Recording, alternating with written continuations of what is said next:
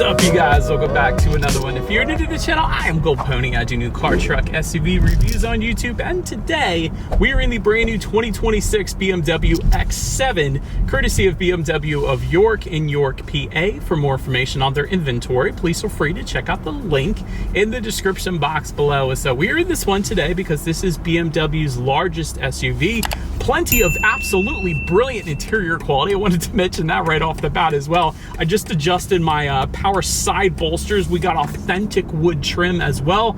Gotta love that. But ultimately in this video, we will be testing out and going over everything about this one, from acceleration to braking, steering feel, ride quality, sound system, exhaust clip, all that fun stuff. So having said all that, what do you guys say? Let's just go ahead and jump right into it. And as always, let's start with pricing. So there are a couple different configurations for the 2026 X7. You got the xDrive 40i starting at $86,700, which by the way is a $3,200 bump from the 2025 model year. And then you have the M60i going for $113,900, and that one is a $3,000 bump from the 2025 model year. So you can imagine with those two different configurations, there are two different power plants for the X7 as well. First one, of course, belonging to the xDrive 40i. That one is powered by a 3-liter twin power turbocharged inline 6-cylinder, putting out 375 horsepower, 5,200 RPM, 398 pound-feet of torque, coming in at 1,800 RPM. That power is going to be sent to all four wheels through an 8-speed automatic with paddle shifters and launch control, believe it or not. 0 to 60 time for that one, 5.6 seconds, with MPG numbers coming in at 20 in the city, 24 on the highway, taking premium unleaded fuel. And then there is the M60i, and of course that gets a more powerful engine. That one is a 4.4-liter twin power turbocharged V8, putting out 523 horsepower, 5,500 RPM, 553 pound-feet of torque, coming in at 1,800 RPM. Power sent to all four wheels through an 8-speed automatic with paddle shifters and launch control. Yet again, 0 to 60 time for that one, approximately 4.5 seconds. That's even more respectable, with MPG numbers coming in at 16 in the city, 20 on the highway, taking premium unleaded fuel. But so that before we do any kind of fun paddle shifter or acceleration test here in the X7, I do want to mention to you guys the drive modes. So there's a series of buttons located just to the left of the shifter there, and drive modes will include Eco, Pro, Comfort, and Sport, adjusting things like the shift points, the throttle response, and the steering sensitivity. So now having got all of that out of the way, what do you guys say? Let's go ahead and find a straightaway. Let's put the paddle shifters here to the test first, and let's see how quickly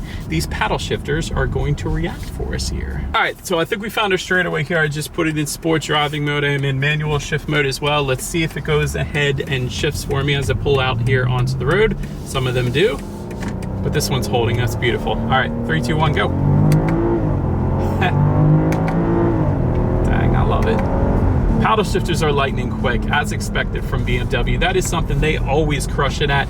They always have lightning quick paddle shifters, even if it's not an M car. They're still absolutely wonderful, and that's definitely the case here in the X7. That was intensely quick paddle shifter, so 100% on point there if you wanted to have some fun with these things. All right, found another straightaway for the acceleration test in 3, 2, 1, go. There it is. That's plenty fine. That's 60. So yeah, that is plenty fine of an acceleration. You're not going to have any issues emerging onto the highway.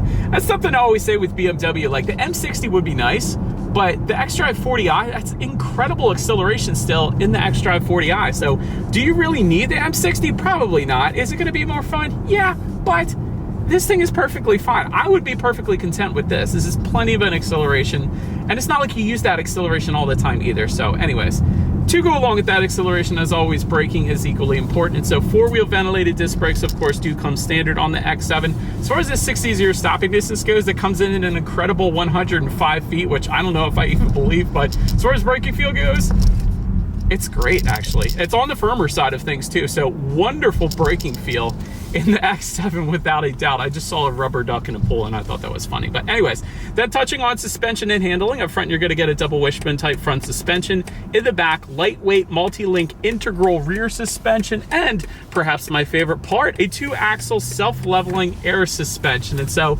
That will adjust depending upon the drive mode that you put it in. So for example, if you put it in that sport driving mode, it's going to lower a little bit, giving you better aerodynamics. And then if you put it in comfort or eco pro, it's going to raise back up a little bit, but you can also manually adjust that.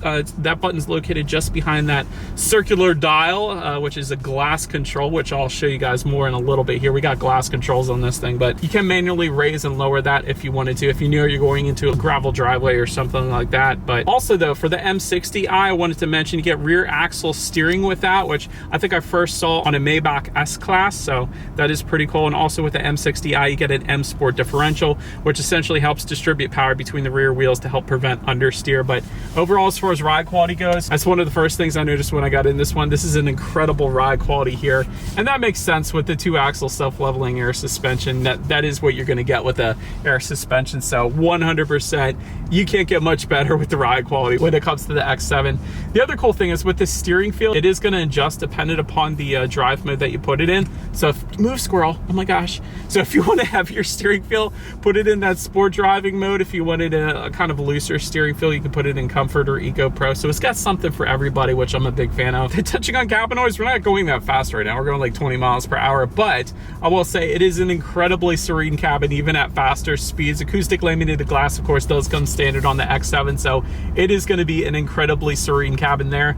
Touching on rear visibility, looking at my rear view mirror there, I do have one headrest up in the third row, and I will say that third row headrest, it is going to impede visibility a little bit. So if you don't have any third row passengers, just simply put them down, and it kind of looks like the X5 I just got done driving. So rear visibility for what this vehicle is not that bad, so I don't have any issues there. Rain sensing windshield wipers. Touching on forward visibility, also comes standard on the X7. So whenever this thing detects any kind of mist or rainfall, it's going to automatically turn on those windshield wipers for you. Kind of like automatic headlights, just one less thing you got to worry about there. And I did want to also mention there is a head-up display that's going to come standard on the M60i, and it's with the premium package for the xDrive 40i that we have with us here today. So let me take off my sunglasses. Right now I am looking at my speed limit, and it's this cool little design just above that as well. And the other cool thing about BMW, they do this better than anybody else.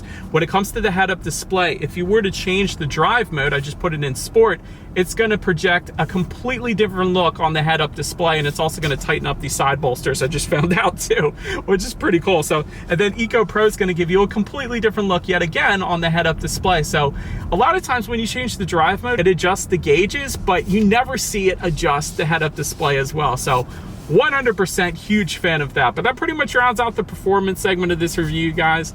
Let's now go ahead and take a look at the exterior of our brand new 2026 BMW X7. All right, so here she is, you guys, the new 2026 BMW X7, finished in mineral white metallic, in case you wanted the exact exterior color name, which by the way is a free paint color, and I think it looks pretty darn good on the X7. But as far as the colors go for 2026, Amatrin red metallic is gone. That's really the only color change for this year. But as always, let's go ahead and start with where the X7 is made. Taking a look at the VIN, first character is the number 5, indicating that the X7 is built and assembled in the US, specifically South Carolina, in case you were curious. But starting up front, you do have that BMW active kidney front grille, meaning those front shutters are going to open and close dependent upon the engine cooling that is needed at any given time. And that's going to be finished in a satin chrome or gloss black surrounds, dependent upon the configuration that you go with. Going to get some body colored accents coming standard, and the body colored front lip for the 40i trim, and then gloss black accents for the M60i and the M Sport 40i. You do have some front air curtains there just underneath of the headlights, helping direct air around the wheel and tire combination for a little better aerodynamics. Then touching on the headlights a little bit, they are full LED headlights with LED daytime running lights. Get the automatic feature. You also get automatic high beams. So if you have your high beams on at night and it senses the vehicle coming in the opposite direction, it's going to automatically dim them back to low beams, and when that vehicle is gone, it's going to automatically bounce it back up to high beams. Did want to also mention though, there is an option, I think I reviewed it last year, there's crystal headlights, and they really do look like crystals, but that goes for $2,100 if you wanted to be all fancy. But that pretty much rounds out the front end. Let's now go ahead and swing around to the side. All right, so now since we are around to the side of this one, another very nice look all the way to the top, aluminum or gloss black roof rails. depending upon the configuration that you go with. It's going to be the same deal for the window surrounds. Rear privacy glass does come standard, body colored, power adjustable side mirrors. They will be heated with LED integrated turn signals, and they're going to be power folding then as well.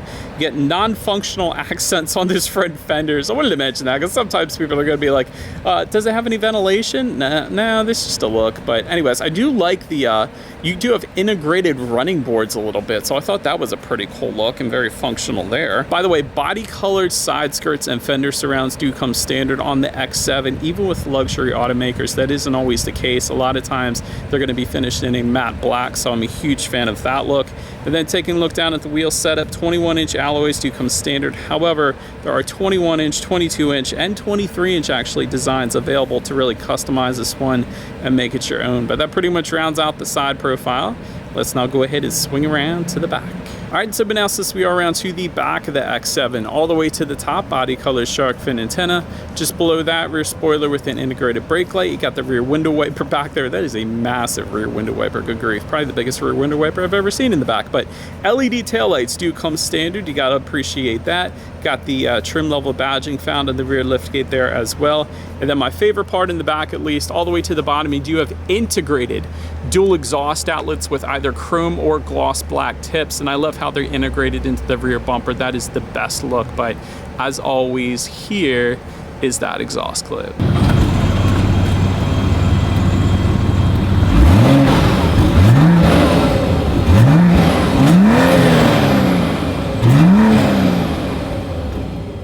All right, so now since we are around to the back of the X7, when it comes to opening that rear tailgate, it is going to be a power tailgate. Of course, there is a button on the key fob. There is a rubberized button on the tailgate itself then as well. But once opened up, cargo capacity behind that third row comes in at 12.8 cubic feet. If that was not enough space, of course, the third row does fold down. It's going to bump that up to 48.6 cubic feet.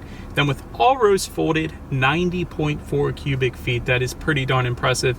By the way, there were buttons found in the cargo area to go ahead and fold down those rear seats. That made that super simple, but velour carpeting comes standard back there. I always love that feature with BMW. That's so nice. But do get a cargo cover back there. There is LED cargo lighting found in that cargo area as well. Grocery bag hooks are available, tie down anchors as well. There's some netted storage, 12-volt power outlet, and if you were to lift up underneath of that cargo floor, there is a little bit of in-floor storage. Also a place to kind of store the cargo cover in there as well. But now let's go ahead and make our way to the third row legroom. I'm gonna test this out for you guys if I can. 33.3 inches is what that number comes in at. For reference, I'm an even 6 feet tall. This is how much space I had in the third row there. Do have some cup holders back there. Of course, there is rear ventilation. There's climate control specifically for those third row passengers. You gotta love that. USB charging ports, but perhaps my favorite part about the third row is they get their own power moonroof, and that actually can be adjusted back there as well, which is wild. I just went ahead and opened it up just to show you guys, but that is so cool. You never see a third row get their own powered moonroof. So well done BMW for that. I thought that was pretty cool. But then make our way up to the second row legroom. That comes in at 37.6 inches. For reference, I'm an even 6 feet tall still. This is how much space I had in the second row there. Bench seating does come standard. If you wanted captain's chairs like we have today, that is an $850 option. Rear center armrest with cup holders are going to come standard unless you go with the captain's chairs, and then you get the armrest on both sides there. USB charging ports, power rear window sunshades are also available. I love those. And by the way, not only can the second row passengers adjust the power side window sunshades, they can adjust the third row moonroof and the second row moonroof as well. So plenty of adjustments there. I thought that was pretty cool. And heated rear seats, of course, are available then as well. But then make your way up to the front seats. Power adjustable multi-contour front seats do come standard. And like I said, the power side bolsters were absolutely amazing. So they definitely hold you in place pretty darn good. Memory settings for up to 2 different drivers there and 2 different passengers actually as well on the other side. I like that. Heated front seats coming standard. Heated front armrest also coming standard. So super cold days in Pennsylvania, they got you covered there. Leather seating coming standard. However, merino leather goes for $2,700 if you wanted that. I wonder if that's named after Dan Marino. What do you guys think? Let me know if it's named after the Miami Dolphins quarterback in the comments below. But ventilated and massaging seats, of course, are available as well. And overall, as far as seat comfort goes, it was brilliant. I love these headrests as well. Super comfortable headrests. So yeah, seats are 100% on point. But now let's go ahead and take a look at the steering wheel. It is tilt and telescoping. It is leather wrapped. It is power adjustable, and it is heated. And super thick grips on the 10 and 2 grips there, so big fan of that as well. Now let's go ahead and make our way to the startup. Let me start by showing you guys the key. It's a pretty darn heavy duty key. You got a lock and the button to pop the rear lift gate there on the side of the key, and then the BMW logo, that is your lock button, but if you press it 3 times, that's also a remote start, which is pretty cool. But it is all keyless entry with a push button start, so all I'm going to do here is simply put my foot on the brake and press that glass engine start button, which by the way doesn't come standard, it's an option, but located just to the left of the glass shifter. And so once started up, taking a look at the gauges, it is a 12.3 inch digital gauge cluster that comes standard, and it's done pretty darn good. When you change to drive mode, of course, it does adjust the look of the gauges up there as well. I think my favorite look, honestly, is the Eco Pro. It's very calming. And the other cool thing is, like I said previously, is the head-up display is going to adjust with those drive modes as well. So that definitely looked pretty darn good. But you have your outside temperature, how many miles you have left until you hit empty. There's a speed limit recognition up there, digital speedometer, of course, and pretty much everything you possibly want on a digital gauge cluster. But let's go ahead now and make our way to overall interior quality. Alcantara headliner is going to come on the M60i. It is going to be optional, though, for the xDrive 40i, an option we don't have with us here today. Panoramic moonroof does come standard. LED interior lighting, also standard. Universal garage door opener for up to 3 different garage doors. That's nice as well. 4-zone climate control does come standard. Wireless phone charger just in front of the cup holders here. Big fan of that. Multicolor ambient lighting also coming standard, and BMW does ambient lighting so dang good. Let me actually go ahead and go into interior lighting here. I'll go to ambience. We're going to go ahead and turn up the color here because I always like bright ambient lighting, and I think we're going to make it match the color of the seats here. I think that would look pretty darn good. But also when it comes to interior finishes, you have your choice from either an authentic wood finish, carbon fiber, piano black finishes, so a bunch of different options there. And we have the authentic wood finish, and it's kind of a matte texturized wood, so definitely a fan of that. The other cool thing is just below that matte wood finish here, you have the X7 logo just above the passenger side glove box, and it's backlit with the ambient lighting color that you select. So like I said, we kind of selected that tan color to match the seats. By the way, this cognac color seats, they're absolutely amazing. Got more authentic wood trim found on the doors as well. Aluminum speaker covers, I also wanted to mention that just below that wood trim. So 100% on point when it comes to interior quality as expected. And again, the glass controls, that's going to be for the engine start button, the shifter here, and the circular dial. I think that's like a $700 or $800 option, but huge fan of that as well. And then within the center armrest, decent amount of space. You got a USB charging port in there, and I am charging up my battery right now, so that's pretty nice. But now let's go ahead and take a look at the infotainment screen. Which you are looking at is a 14.9 inch infotainment screen. You can adjust it through a touchscreen, of course, or there is a circular dial and buttons. Either way is perfectly fine. Bluetooth and audio streaming with that. Android Auto, Apple CarPlay, which by the way is wireless. That's pretty cool. Factory navigation system up there as well. You can adjust your climate control settings up there, your ambient lighting settings, like I was saying. There's Spotify, there's YouTube. Let me go up a little higher. There's Alexa. But the one major change for 2026 is gesture control, unfortunately, is now gone. And I know a lot of people said that didn't always work perfectly, and although it didn't, it was still fun. I absolutely loved it. I actually thought all vehicles should have gesture control because it was such an easy way to turn up and down the radio. That's what I used it for, so I was a big fan of it, but it is gone for this year. But you could also check out your radio information up there as well. So when it comes to the sound systems, there are 2 of them. You're gonna find a 10-speaker hi-fi sound system with 205 watts coming standard, or there is a 16-speaker Harman Kardon sound system that comes standard on the M60i. It's going to be optional on the xDrive 40i, an option we do have with us here today. So let's go ahead and turn on the radio. Let's see what we got playing today, and let's test out the clarity of this one. I love that. Like, when you have a sound system that good, it completely takes you to a different world. It makes you forget about your workday and everything else in the world. That was brilliant. Like, incredible 16-speaker Harman Kardon sound system. 100% would recommend that one. That was a brilliant sound system for the X7, without a doubt. The bass was just, it was coming at you from all directions. Clarity was 100% on points, but the bass was done beautifully. Like, that's an incredible sound system after testing on over 1,000 at this point. But anyways, last thing I want to mention to you guys on the infotainment screen is when you do put the X7 in reverse, you will find an extremely high definition rear view camera, about as high definition as you can get. You also have the 360-degree monitor there to the right, giving you that bird's eye view, which is always going to lead us into safety. And so this one is not yet rated by IIHS, so let me just start by saying that. Front side curtain airbags do come standard. In the back, you got latch, aka lower anchors and tethers for children for the rear car seats, rear child door locks, tire pressure monitoring system, but also coming standard frontal collision warning, active blind spot detection, lane departure warning, speed limit recognition, and parking sensors as well. Then I did want to mention there's the driver assistance professional package. It goes for $2,500. That gives you all the other advanced safety features as well, essentially. But overall, when it comes to my final thoughts here of the X7, brilliant driving dynamics. This is plenty of an acceleration. The paddle shifters were lightning quick. Braking's 100% on point. The ride quality is incredibly smooth thanks to the 2-axle self-leveling air suspension. So brilliant driving dynamics. Very nice cargo space, 90 cubic feet. If you guys know, that's more than the Kia Telluride, the Hyundai Palisade, the Honda Pilot, the Toyota Highlander. I could probably keep going on and on. It's a decent amount of space for sure.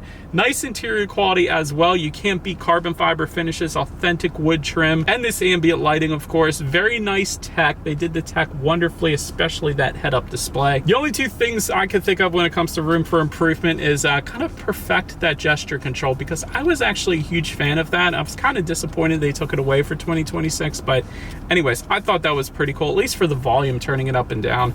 And then the other thing is this thing can get very pricey very quick. There's so many different options, and that's really for a lot of luxury automakers, especially Mercedes-Benz as well. They do the same thing, but this could get very pricey very quick. You can easily tack on 20 to 30 grand on top of that MSRP if you really wanted to. But anyways, that pretty much rounds out this one, you guys. Thank you so much for watching. Feel free to follow me on social media stuff if you wanted to see what's coming next on the channel. Before it gets to YouTube, be sure to hit the subscribe and the bell notification button if you're into new car reviews. That is what I've been doing here for 11 years now. Do appreciate you guys watching more than you know, and I will see you guys all in the next video. Stay gold.